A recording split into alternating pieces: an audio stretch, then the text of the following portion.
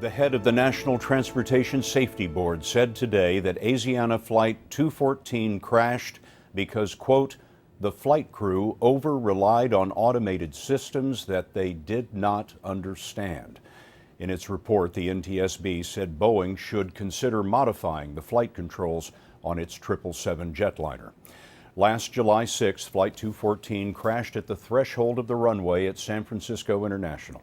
3 Chinese teenagers were killed, 187 passengers were hurt.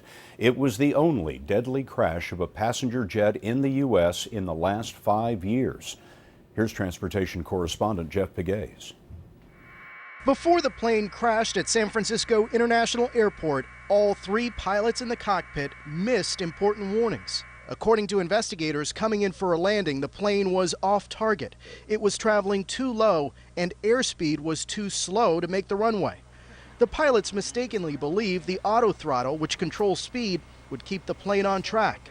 The NTSB concluded the pilots had given too much control to the Boeing 777's autopilot functions. NTSB investigator Roger Cox. As the approach proceeded, the error seemed to compound and become more egregious.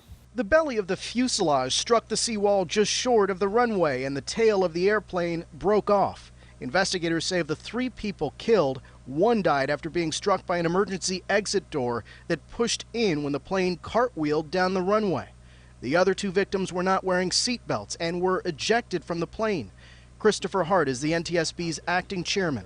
The ultimate message of that is buckle your seatbelt. When the cabin crew says buckle your seatbelt, buckle your seatbelt. That's the #1 defense to protect you in the case of anything, turbulence, crash. One of the victims, 16-year-old Yiming Wan of China, was run over by 2 rescue vehicles. You're not quite reaching it. Still, today's report credited first responders with saving 5 passengers trapped in the back of the plane as fire spread through the fuselage.